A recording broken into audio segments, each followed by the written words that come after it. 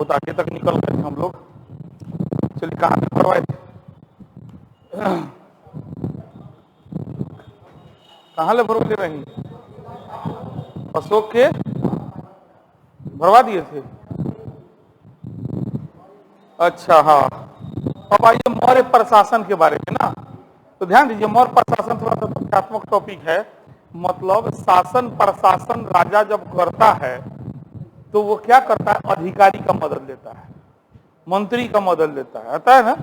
तो मौर्य वंश के शासकों ने जो शासन प्रशासन किया उसमें उन लोगों ने कौन कौन सा मंत्री नियुक्त किया, उसका काम क्या था, कौन अधिकारी था, उसका क्या क्या था, इसी के बारे में आपको लिखना रहता है। आप समझिए क्वेश्चन, और VVI है लॉन्ग क्वेश्चन में डाल देता है। थोड़ा सा हल्का दिमाग लगाइएगा तो ये भी बहुत इजी है। तो कितना मंत्री होगा, आज का मंत्री जरूरत सोचिए, आंख बंद कीजिए सोचिए कि देश चलावे ला कौन कौन विभाग के जरूरी बा, वो समय होगा। चलिए हम दिखाते हैं एक मंत्री। तो मौर्य वंश न केवल साम्राज्य विस्तार के लिए बल्कि अपने व्यवस्थित कुशल प्रशासन के लिए भी याद किया जाता है। मौर्य वंश के शासक चंद्रगुप्त मौर्य के समय में ही समुचित प्रशासनिक व्यवस्था की स्थापना की गई। इसके लिए सैन्य व्यवस्था, अधिकारियों और आर्थिक गतिविधियों पर विशेष बल दिया गया। अशोक ने अपने शासनकाल में लोक कल्याणकारी एवं उदारवादी राज्य की स्थापना की। मौर्य प्रशासन की प्रमुख विशेषताएं निम्नलिखित थी। सबसे पहले जब तो राजा होता था, उसका मंत्री होता था और अधिकारी होता था, ठीक है। तो चूंकि मौर्य साम्राज्य राजतंत्रात्मक था, यानी राजा का बेटा राजा, अतः राजा प्रशासन का प्रधान एवं सर्वोच्च अधिकारी हो गया, उसके शब्द ही कानून हो गए, है कि नहीं। राजा का सीधा मतलब होता है कि जो किसी कानून के द्वारा कंट्रोल नहीं, वो खुद कानून बनाए। फिर लग रहा है डिस्टर्ब करेगा ये, है ना। वह नियमों का निर्माता था, वह स्वयं अपने मंत्री अधिकारी का सबका नियुक्ति करता था और वह न्याय का भी प्रधान होता था। राजा सीधा वंशानुगत आधार पे जो शासन प्रणाली होती है ना, उसमें राजा केंद्रीकृत शासन होता है। केंद्रीकृत मतलब सारा शक्ति एक केंद्र पर, है ना। सारा शक्ति क्या होगा, एक केंद्र पर सेंट्रलाइज। हो सकता है कि न्याय के लिए कोई अधिकारी हो, लेकिन अंतिम रूप से न्याय कौन करेगा, राजा करेगा। अंतिम रूप से न्याय कौन करेगा, वह अपना अधिकारी मंत्री स्वयं चुनेगा, उसको क्या काम देना है स्वयं बताएगा, कोई संविधान नहीं होगा उसमें। वो जो बोल देगा वो कानून हो जाएगा। आज कुछ बोला, कल को उसका मन बदल गया, कुछ और बोलेगा, नहीं ऐसा काम मत करो, तुम ऐसे करो, समझ रहे हैं ना। तो ये होता है केंद्रीकृत शासन का व्यवस्था। लेकिन लोकतंत्र में जनरली क्या होता है, डिसेंट्रलाइज होता है, यानी शक्ति के कई केंद्र बिंदु होते हैं। जैसे देखिएगा, काम करने वाला सरकार होता है, कानून बनाने वाला संसद होता है, न्याय करने के लिए न्यायपालिका होता है, IAS नियुक्त करने के लिए UPSC है, चुनाव कराने के लिए चुनाव आयोग है कि नहीं है। पूरा डिसेंट्रलाइज्ड है और उसको संविधान से शक्ति मिलता है। डिसेंट्रलाइज्ड में विकेंद्रीकृत, है ना। लेकिन राजतंत्र में आपको कैसा मिलता है, केंद्रीकृत। तो वही बात यहाँ लिखा हुआ है, तो वह न्याय का भी प्रधान। सैन्य व्यवस्था देखिए, मौर्य वंश के शासक विस्तारवादी नीति का अनुसरण करते थे, है ना। इसके लिए उन्होंने सैनिक संगठन पर विशेष बल दिया। प्लिनी के अनुसार चंद्रगुप्त मौर्य की सेना में 6 लाख पैदल सैनिक, 30,000 घुड़सवार, 9,000 हाथी, 8,000 रथ था, है ना। प्लिनी इतिहासकार का नाम है। कौटिल्य के अनुसार भी मौर्य की सैन्य व्यवस्था में पैदल, घोड़ा, हाथी, रथ सभी प्रकार के सैनिक थे। राजस्व व्यवस्था देखा जाए, मौर्य वंश के शासकों ने एक विशाल सेना खड़ी की थी और साथ ही कल्याणकारी राज्य की स्थापना करना चाहते थे।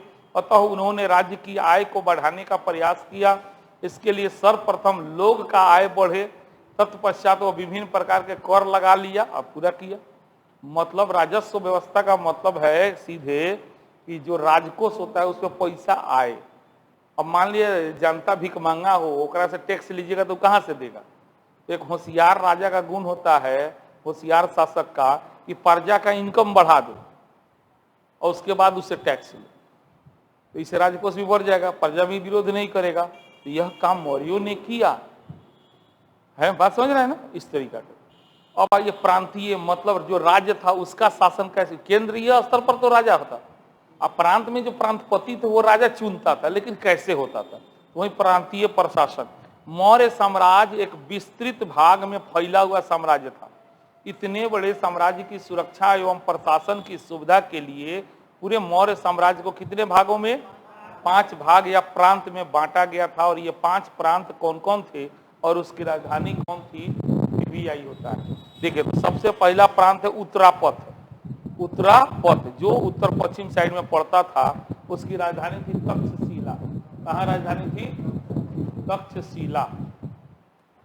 उसके बाद है अवंती रथ या अवंती, है ना, अवंती पड़ता है वर्तमान आपको एमपी वाला, मध्य प्रदेश वाला एरिया में, है। तो उसकी राजधानी थी उज्जैनी, उज्जैनी, उज्जैनी, है ना। उसके बाद दक्षिणापथ नीचे हो गया, इसकी राजधानी थी सुवर्णगिरी। ध्यान से भरिए, सुवर्णगिरी, सुवर्णगिरी। और उधर पूरब में था कलिंग, है ना, जिसको अशोक ने जीता था, और उसकी राजधानी थी तोसली। कलिंग की राजधानी कहाँ थी, तोसली। और एक प्राची जगह है, उसकी राजधानी जो अपना मगध का एरिया है, उसकी राजधानी थी पाटलिपुत्र। कहाँ थी, पाटलिपुत्र। तो यही मौर्य साम्राज्य जो है 5 गो प्रांत में बटा था, आपके सामने है। ये 5 प्रांत के नाम और उसकी ये राजधानी है। ये 5 प्रांत कौन कौन थे, जिसकी राजधानी तक्षशिला है, उज्जैनी है, स्वर्णगिरी है, तोसली है और पाटलिपुत्र। ठीक है। नगर, ये हो गया पूरा प्रांत। अब उस हर प्रांत में नगर होगा, तो उस नगर का प्रशासन कैसे होगा, तो मौर्यों के शासन काल में वाणिज्य व्यापार का खूब विकास हुआ, जिसके कारण कई नगरों का जन्म हुआ, जिसमें से पाटलिपुत्र सबसे प्रमुख नगर था। पाटलिपुत्र नगर का प्रशासन एगो बोर्ड करता था, मैंने उसके लिए एगो बोर्ड बनाया गया था, और इस बोर्ड में 6 गो उप समिति में बटा था। जो बोर्ड था ना, मान लिया गया पाटलिपुत्र नगर प्रशासन के नाम से ये एगो बोर्ड हो गया। अब इसको कितने पार्ट में बांट दीजिएगा, 6 पार्ट में। कितने पार्ट में, 2, 3, 4, 5 और 6 पार्ट में। जो नगर प्रशासन था पाटलिपुत्र, जो बोर्ड था, वह बोर्ड कितने उप समिति में बटा था, हर समिति में, उप समिति में 5 गो मेंबर होता था, हर में 5 गो मेंबर होता था, हर में 5 गो मेंबर। देख रहे हैं ना, एक पहले बोर्ड बनाया, बोर्ड को उप समिति में तोड़ दिया, उप समिति को 6 गो, हर उप समिति में कौ आदमी, 5 आदमी, है ना। इन्हीं लोगों के माध्यम से नगर का प्रशासन कुशलतापूर्वक चलाया जाता था। ठीक है, चलिए, इतिश्री मौर्य वंश समाप्त होता है। अब कुछ अन्य तथ्य, पहले निष्कर्ष देख लिया जाए ना।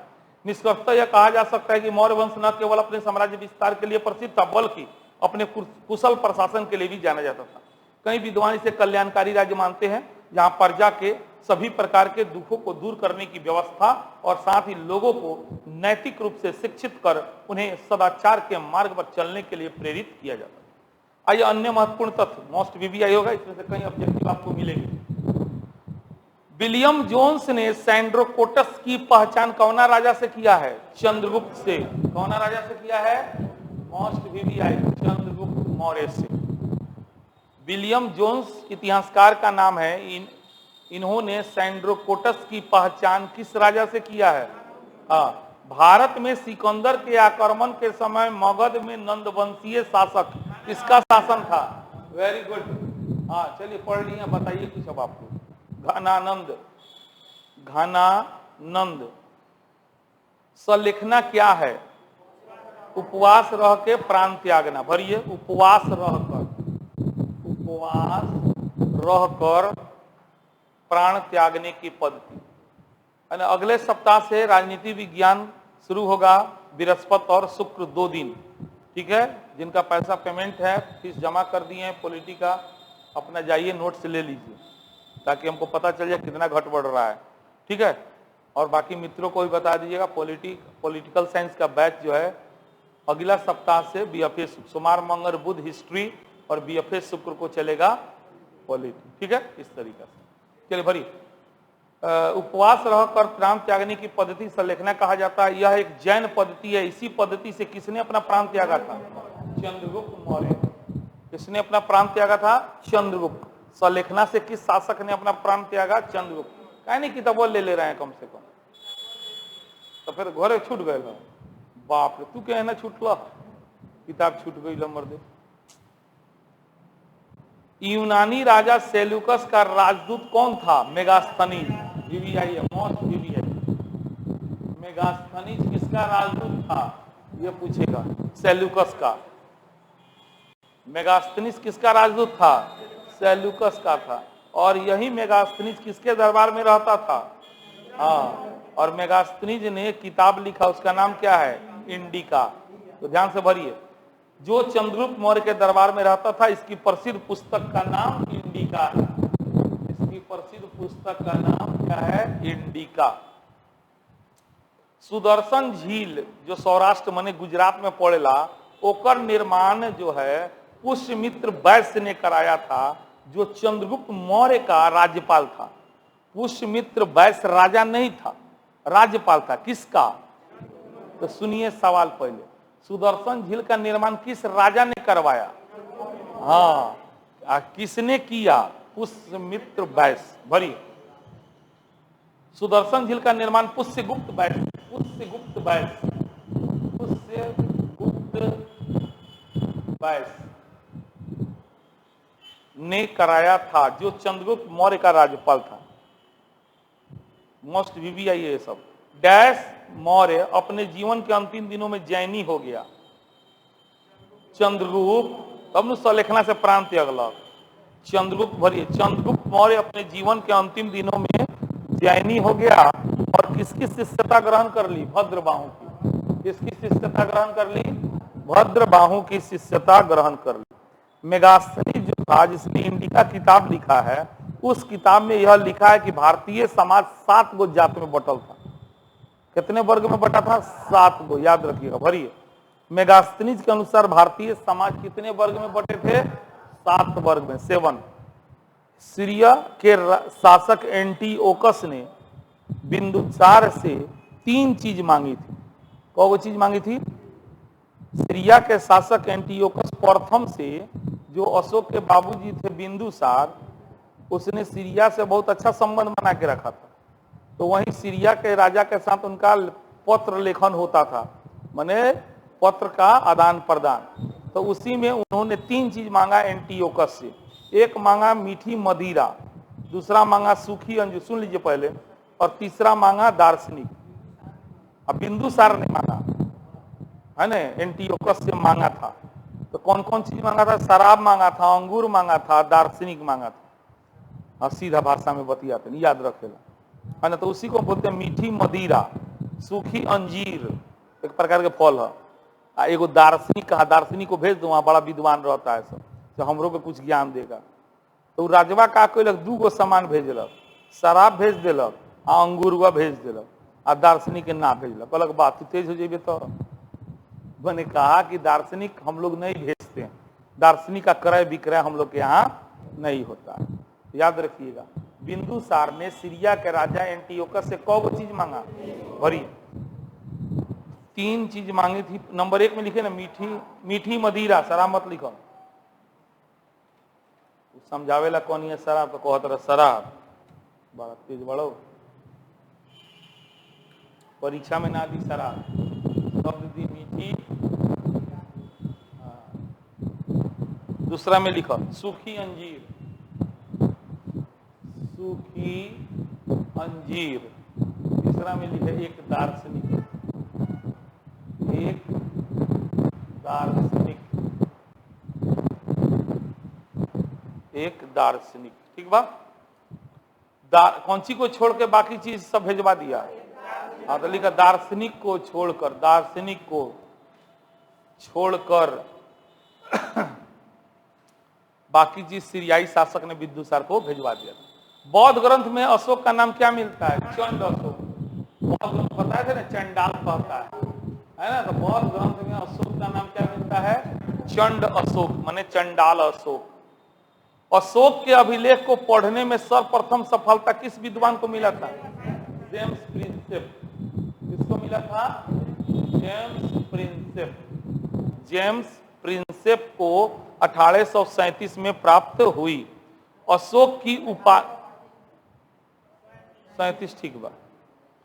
हाँ, अशोक की उपाधि, उपाधि कर दीजिए, उपाधि लिखल बा, उपाधि क्या थी? देवा नाम प्रिय।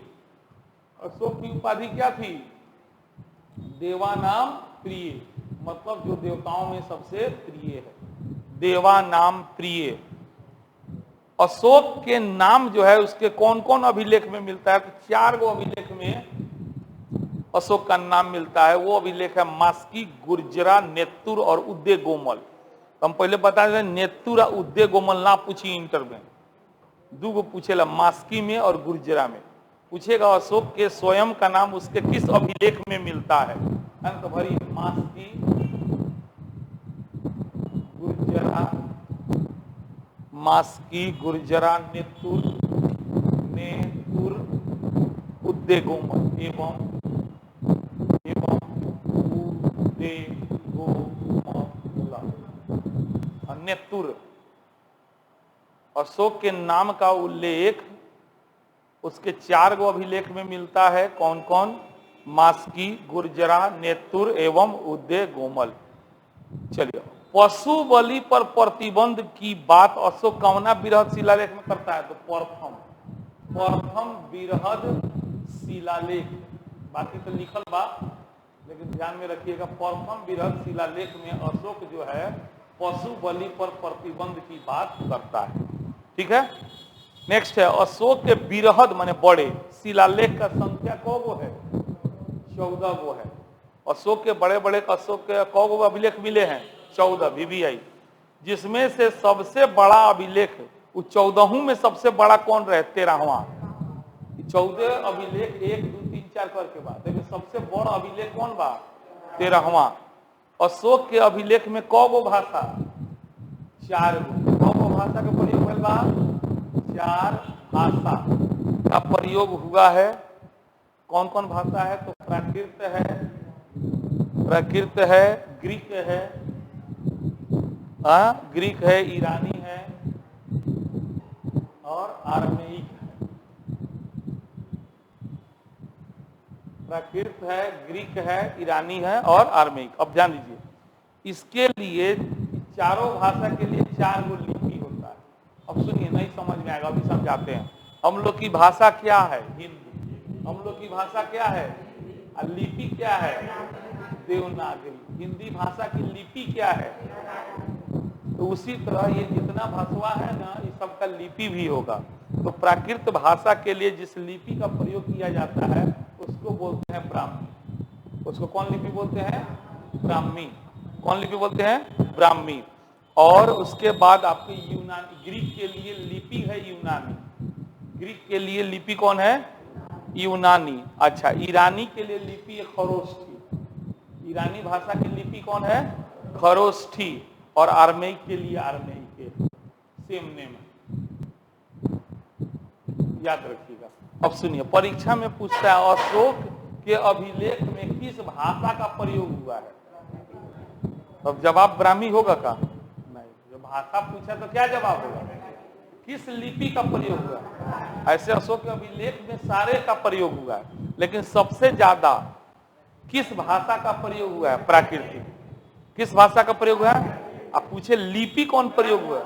हाँ, फर्क है कि नहीं? दोनों में बहुत बड़ा फर्क है, लेकिन मास्टरों हुए लइको हुए, जब मन करे तो ब्राह्मी जवाब दे देवेला, जब मन करे तो प्राकृत जवाब। अब अंतर बुझा रहा है ना? कहिए प्राकृत भाषा है, उसकी लिपि कौन है?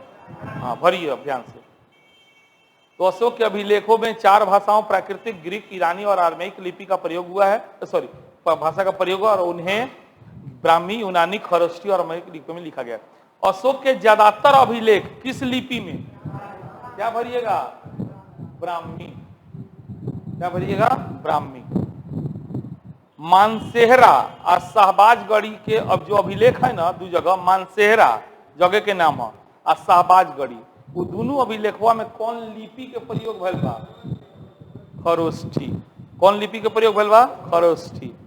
मानसेहरा और शाहबाजगढ़ी जो अभिलेख है उसमें कौन लिपि का प्रयोग हुआ है? खरोष्ठी।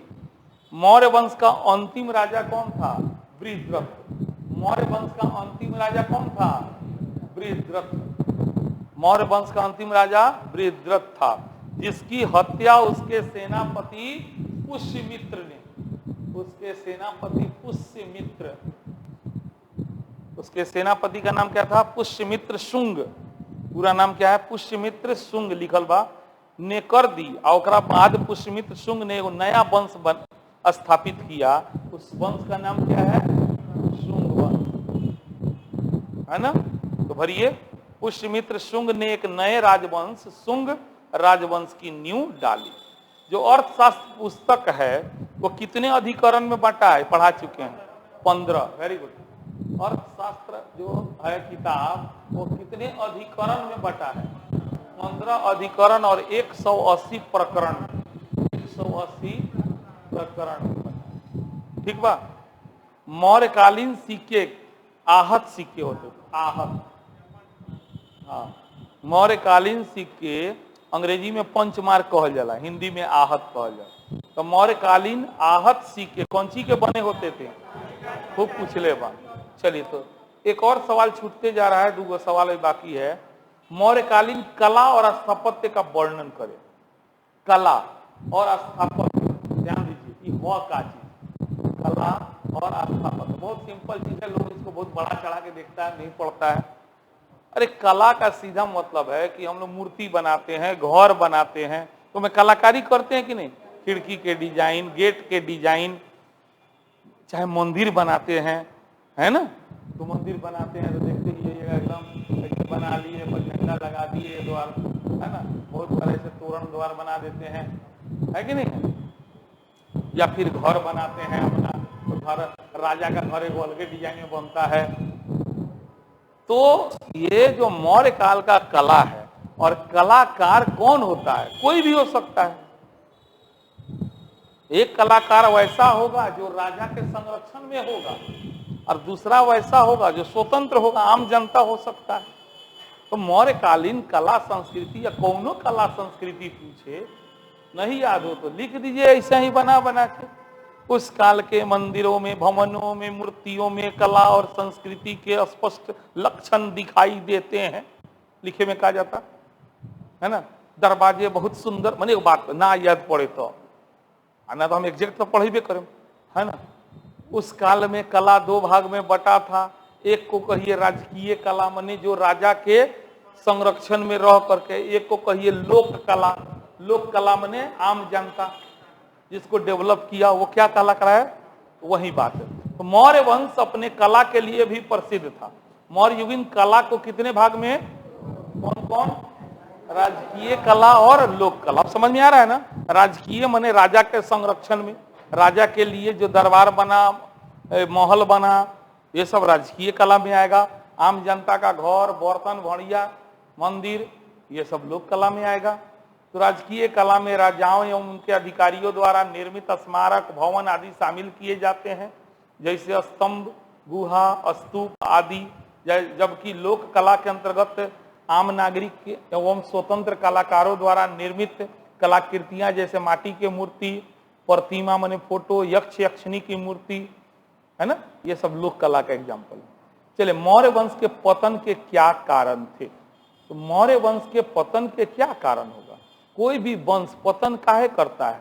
जब उसका उत्तराधिकारी दुर्बल हो जाता है, सीधा बात है। देखिए, कुछ कॉमन जवाब भी दिमाग में रखिए। मान ली गुप्त वंश के पतन के कारण कहीं पूछते तो कोई बात नहीं, लिखिए गुप्त वंश के बाद के शासक जो हुए वो काफी कमजोर थे, बना के लिखे में कहा जाता है। समझ रहे हैं ना? आर्थिक स्थिति खराब हुई, राजकोष खाली होने लगा, सेना विद्रोह कर दिया, है ना। ऐसे परिस्थिति में कोई था जो अटैक करके उसके वंश का अंत करके एगो नया वंश ला दिया, हो गया। कोई चीज का पतन काहे होता है? जब वो कमजोर होता है। और कमजोर कितने प्रकार से हो सकता है, वो चीज रट्टा नहीं मारिए। वो कमजोर होने के लिए सबसे पहले तो राजनीतिक रूप से कमजोर होगा, आर्थिक रूप से कमजोर होगा, सामाजिक रूप से भी हो सकता है, बिल्कुल सही बात है ना, सांस्कृतिक रूप से भी हो सकता है। अब राजनीतिक रूप से कितने प्रकार से हो सकता है, ये देखिए। तो राजनीतिक रूप से उसका जो उत्तराधिकारी होगा वो कैसा हो जाएगा? दुर्बल। उत्तराधिकारी कैसा होगा? कमजोर, है ना। और वहीं कुछ ऐसा लोग रहेंगे जो दुर्बल उत्तराधिकारी का लाभ उठाना चाहेगा। अच्छा, अधिकारी सब क्या हो जाएगा? मनमानी करेगा, कोई किसी के अधीन रहने को तैयार रहेगा? नहीं रहेगा, है ना। इस तरह बना के लिखो। उसी तरह आर्थिक रूप से क्या होगा? राजकोष खाली हो जाएगा, गरीबी बढ़ने लगेगा, बेरोजगारी भुखमरी बढ़ने लगेगा। तो ये सब चीज को अगर कॉन्सेप्ट बनाइएगा ना, तो बड़ा से बड़ा टॉपिक को आसानी से लिख दीजिएगा। कोई बहुत बड़ा चीज नहीं, ऐसे लिखेगा तो और नंबर आएगा।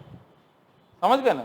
फलानवा वंश के पतन के प्रमुख कारण निम्नलिखित थे। राजनीतिक कारण नंबर 1 दुर्बल उत्तराधिकारी, अयोग्य मंत्री लिखे भी कहा जाता। सब में लिखो ना, सब में लिखो, कहा मन करे यूज करो। कोनो वंश के पतन के कारण पूछे बतवा लिखिए, सबके लगभग ले दे के तो ये बात हो रही। आदमी मरे लग 3-4 गो कारण से। एगो ओकर आयु पूरा हो जाला, मर गए। बीमारी हो गई, मर गए। अब कोई वो क्यों मरा होगा तो आप अनुमान नहीं लगा सकते हैं। बीमारी से मरल हुई, आयु पूग गल होती, बुढ़ा गल हुई, मर गल हुई। अब बोला सोचे के पड़ी, रिसर्च करे के पड़ी। भाई अब कौन बीमारी से मरल, तो उतना डीपली तो जाई ना सवाल। तो उसी तरह कोई भी वंश के पतन का कारण पूछे तो इस प्रकार से आप चाहे तो लिख सकते हैं। देखते हैं प्राचीन भारतीय इतिहास में मौर्य वंश का एक पहले बड़ाई करल जाओ, तब पतन करल जाए। महत्वपूर्ण स्थान है। मौर्य वंश में एक से बढ़कर एक शक्तिशाली राजा हुए, जैसे नाम लिख दिया चंद्रगुप्त, बिंदुसार, अशोक। किंतु जैसा कहा जाता है कि उत्थान और पतन तो प्रकृति का नियम है। माने कोई चीज ऐसा हो जो अस्थायी हो, कुछ अस्थायी नहीं होता है। जिसका उत्थान हुआ है उसका पतन होगा, जो जन्म लिया है वो। तो फिर मौर्य वंश पर यह नियम कैसे नहीं लागू होता? आज मोदी जी 56 इंच का सीना लेकर घूम रहे हैं, आज न अभियान उनकर तो पतन हुई कि ना हुई? कितनो बड़का, जब वैसे पंडित जवाहरलाल नेहरू ना रहलन, इंदिरा गांधी ना रहली, तो फिर मोदी जी का बन इहो जाइए एक दिन। बिहार में लागे कि लालू यादव के सरकार कहियो गिरबे ना करी, गिरल कि ना गिरल। आज लागत है बाप रे बाप, नीतीश कुमार कहियो हटबे ना करियन, हटियन। देखिए लोग, उत्थान और पतन तो प्रकृति का नियम है। तो वही बात लिख दीजिए, फलतः मौर्य वंश का भी पतन होना था। बहाना कुछ हो सकता है ना। चूंकि मौर्य वंश केंद्रीकृत, सबसे पहले ये मुद्दा उठाइए कि सब काम रोजे करी, तो प्रजा के बारे में राजा के कितना बात पता चली। तो केंद्रीकृत व्यवस्था पर आधारित थी। इस प्रकार की शासन व्यवस्था में राजा का शक्तिशाली होना सबसे जरूरी होता है, क्योंकि तनको राजा कमजोर भइल तो दरबारी अधिकारी आम जनता लागी विरोध करे। हाँ, अशोक के मरला के बाद शक्तिशाली सुयोग दूरदर्शी राजा के अभाव में मौर्य वंश कमजोर होने लगा। वे दुर्बल उत्तराधिकारी, अशोक जैसा महान कोई दूसरा शासक नहीं हुआ और उसका पतन हो गया। कुछ इतिहासकार मौर्य वंश के पतन के लिए अशोक को जिम्मेदार बताते हैं। कल बताए थे कि एक राजा को कभी भी साधु बनना शोभा नहीं देता है। मोदी जी कहते हैं झोला उठाएंगे चल देंगे। भाई तू कैसा राजा बड़े झोला उठा के चल देवे, हमनी के भूखे छोड़ देवे का? राजा जो है धर्म के नाम पे शासन कर रहा है, कोई बात नहीं, चलेगा। लेकिन पूरा धर्म के आधार पे काम करेगा तो देश नहीं चलेगा, याद रखिएगा। आखिर पूरा मध्यकाल मुसलमान का इतिहास है ना, तो वो लोग धर्म को केंद्र बना के शासन किया, पतन हो गया कि नहीं हो गया? सब धर्म पर बात लागू है, याद रखिएगा मेरी इस बात को। जो धर्म को केंद्र कर लेगा, केंद्र बना देगा और जबरदस्ती दूसरे पर थोपने का प्रयास करेगा, वो अल्पसंख्यक हो या बहुसंख्यक, उसका पतन स्वाभाविक है, स्वाभाविक है। तो अशोक एक राजा था, उसने तलवार को सदा के लिए मयान में डाल दिया। रे बुड़बक, आक्रमण कोनो करी तो फिर क्या करबे, है कि नहीं है? उसने सेना पर खर्चा करना बंद कर दिया, प्रशिक्षण पर बल देना छोड़ दिया, भोज भात करवाता था। इससे राज्य का कमजोर होगा, दुश्मन शक्तिशाली होगा। ठीक है, अशोक जिंदा था, कोई नहीं बोला, लेकिन ओकरा मरला के बाद ओकरा उत्तराधिकारी तो उतना योग्य हुई से ना। तू तो ऐसे ही कमजोर कर दिला, सारा खजाना खाली कर दिला। अपना बेटा के कौन, बहुत ऐसा गार्जियन होता है जो अपना बेटा ला कुछो ना छोड़ेला, सब बेच के खा जाला। तो बेटवा बुढ़ाली में गरिया का हो बड़ो आ छोड़ले बड़ा हमरा लग आए। अब बहुत गार्जियन होला जो लड़का ला छोड़ेला, तो अशोक कोमे करे अपना बाल बच्चा ला कुछ छोड़े के तैयार ना रहे। रोजे भोज करवावे, साधु के खियावे, सन्यासी के खियावे, है ना, खूब दान करे, सेना पर बल देवल छोड़ दिलक। तो बताइए, शासक कमजोर होगा तो फिर क्षेत्र कमजोर होगा कि नहीं? तो वही बात यहाँ लिखा हुआ है कुछ इतिहासकार मौर्य वंश के पतन के लिए अशोक को जिम्मेदार मानते हैं, क्योंकि अशोक ने कलिंग विजय के बाद तलवार को सदा के लिए मयान में डाल दिया और धर्म के नाम पर खूब खर्चा करना शुरू कर दिया, जिसके कारण राजकोष का हो गया, खाली हो गया। इससे आने वाले बाद के शासकों के लिए जो है शासन प्रशासन में बड़ा दिक्कत हुआ। अंततः योग्य शासक के अभाव में मौर्य वंश का पतन हो गया। चलिए तीसरी, अब हम लोग कल देखेंगे मौर्योत्तर काल, माने मौर्य के बाद, है ना। आज के लिए इतना बहुत हो गया।